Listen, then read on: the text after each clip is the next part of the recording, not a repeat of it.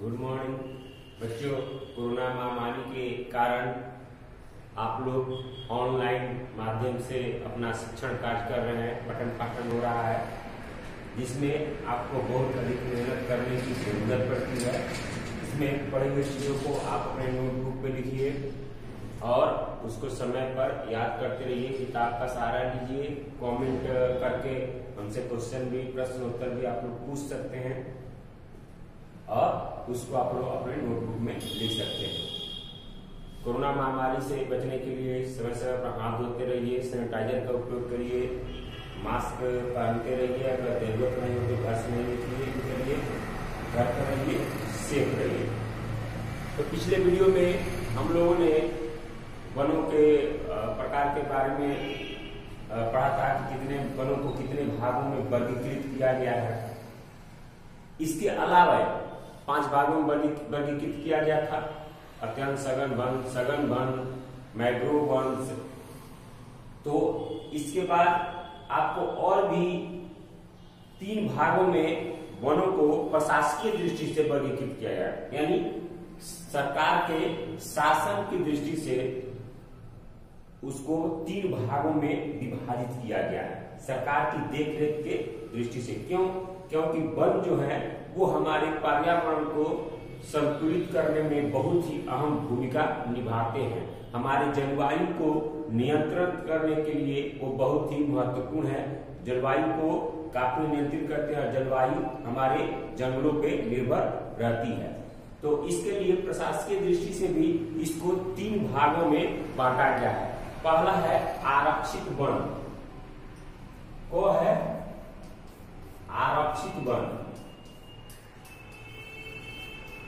आरक्षित वन, तो इसमें आरक्षित मतलब रिजर्वेशन, आरक्षण, यानी वैसे वन को आरक्षण दिया गया है जो हमारे वातावरण के लिए, हमारे जलवायु के लिए, जलवायु की दृष्टि से वो काफी महत्वपूर्ण होते हैं, जलवायु के लिए वो काफी महत्वपूर्ण होते हैं। वैसे वनों को आरक्षित वन कहते हैं, यानी उस वनों को सरकार द्वारा आरक्षण कर दिया गया है, आरक्षित कर दिया गया है। यानी आरक्षण करने का अर्थ यह है कि इस प्रकार के जंगल में न पशुओं को चराने की छूट है, न लकड़ी काटने की छूट है, न जानवरों को मारने की छूट है। यानी इसमें किसी भी प्रकार की कोई सरकार से छूट नहीं है और उस तरह के वन को आपको आरक्षण कर दिया गया है, आरक्षित कर दिया गया। इसमें किसी प्रकार की कोई क्रियाएं नहीं की जा सकती हैं। इसका विकास आपको भूमि अपरदन रोकने के लिए, मरुस्थलीय मृदा के निर्माण को रोकने के लिए, बाढ़ नियंत्रण रोकने के लिए, भूमि संरक्षण के लिए इस प्रकार के वनों का होना बहुत ही आवश्यक होता है। और इस प्रकार के वन आपको भारत में सबसे अधिक प्रतिशत में है, यानी सबसे अधिक वनों को भारत में आपको आरक्षित कर दिया गया, यानी 54% कुल वनों का, भारत में कुल वनों का 54% भाग जो वन है वो सरकार द्वारा आरक्षित कर दिए गए हैं, यानी आरक्षण दे दिए हैं। और इस प्रकार के वन आपको सबसे अधिक मध्य प्रदेश और छत्तीसगढ़ में मिलेंगे। तो इस प्रकार के वन को आरक्षित वन कहते हैं।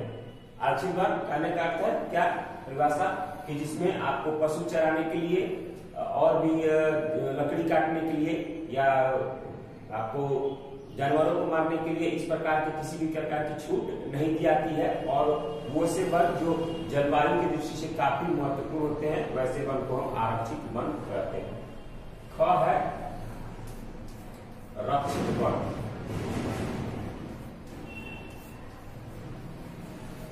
रक्षित वन यानी इस प्रकार के वनों में कुछ नियमों के तहत सरकार द्वारा छूट की जाती है लकड़ी काटने के लिए या पशु चराने के लिए। कुछ नियमों के तहत इस प्रकार के वनों में छूट दी जाती है और जो पशु चराने वाले होते हैं, मवेशी लोग वो जाकर चरते हैं और उसमें उस प्रकार की जो सूखी लकड़ियां हैं उसको काटने का कुछ नियमों के तहत छूट दी जाती है और ये विशेष नियमों के अधीन होते हैं। इसमें आपको इस देखा जाए तो ये कुल वनों का 1/3 हिस्सा इस प्रकार का वन है, यानी लगभग 29% इस प्रकार के वन भारत में रक्षित वन है।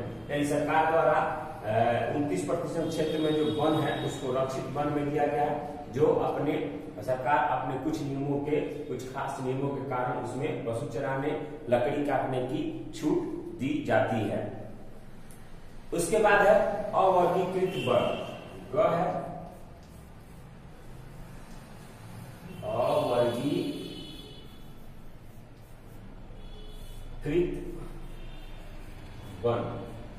अवर्गीकृत वन, यानी वैसे जिसको किसी वर्ग में रखा नहीं गया है, वो निजी भी हो सकता है, सरकार के द्वारा हो सकता है, या किसी मतलब 2 आदमी के मिलकर सार्वजनिक क्षेत्र का भी हो सकता है। इस क्षेत्र में आपको पूरी तरह से छूट दी जाती है मवेशियों को चराने के लिए या लकड़ी काटने के लिए, सूखी लकड़ियां काटने के लिए। इस प्रकार में किसी भी प्रकार से सरकार का कोई हस्तक्षेप नहीं रहता। हालांकि सरकार इस प्रकार के वन के लिए शुल्क लेती है, यानी टैक्स लेती है, कर लेती है, और पशुओं को चराने की ओर से इसमें कोई भी प्रतिबंध सरकार का नहीं होता है। इस प्रकार के वन आपको 17% वन है, 17% वन आपको इस प्रकार के मिलेंगे भारत में। तो ये आपको प्रशासकीय दृष्टि से है, प्रशासकीय दृष्टि से 3 भागों में बांटा गया है। जो 3 भागों में बांटा गया है देख लीजिए। इसमें आपको आरक्षित वन और रक्षित वन, ये आपको इस प्रकार के वनों का सबसे अधिक फैलाव है पूरे भारत में, जहां ये कुल प्रतिशत का आपको लगभग 75% ये इस प्रकार के वन आपको मिल जाएंगे। यानी कुल वन जो है भारत में उसका 75% वन आपको इस प्रकार के मिलेंगे भारत में। और ये आप लोग इसका सबसे अधिक विकास क्षेत्र आपको मध्य प्रदेश है, सबसे अधिक विस्तार मध्य प्रदेश में है और छत्तीसगढ़ में है। इसके अलावा आपको जम्मू कश्मीर, आंध्र प्रदेश, उत्तराखंड, केरल, तमिलनाडु, पश्चिम बंगाल और महाराष्ट्र में भी इस प्रकार के आपको वन पाए जाते हैं, जिसको आरक्षण और रक्षित वन के अनुसार रखा गया है। तो ये हो गया आपको प्रशासकीय दृष्टि से जो बांटा गया है वो। अब है वन संपदा तथा वन्य जीवों का ह्रास एवं संरक्षण, यानी वन और वन जीवों की संख्या में ह्रास यानी कमी कैसे होती गई। तो वन संपदा में बच्चों हमारे उपनिवेशिक काल जो था, यानी जब अंग्रेज हमारे यहाँ आए तो उसी समय से हमारे वन संपदा में ह्रास होने लगा। क्यों? क्योंकि उन्होंने यहाँ पर रेलवे लाइन का विकास किया, सड़कों का विकास किया और अधिक विकास की क्रियाओं में उन्होंने जंगलों को काफी मात्रा में काटना शुरू किया। क्योंकि हम जानते हैं जब रेलवे का विकास हुआ तो उसमें जो पटरी होती थी वो पहले लकड़ी की होती थी।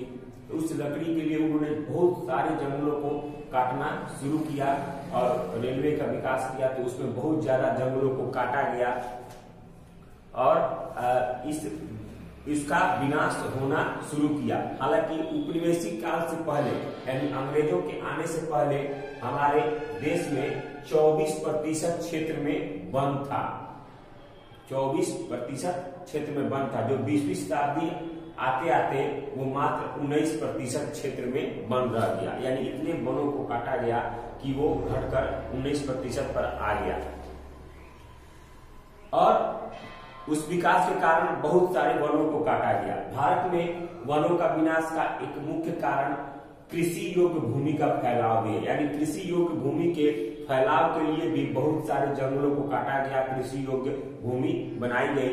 और एक आंकड़े के अनुसार 1951 से 1980 के बीच लगभग 26,200 वर्ग किलोमीटर क्षेत्र में जो वन थे उसको काटकर वहां पर कृषि योग्य भूमि बनाई गई। तो इससे ये भी लगता है कि कृषि योग्य भूमि के लिए भी ये आपको वनों का ह्रास हुआ, वनों में कमी आई।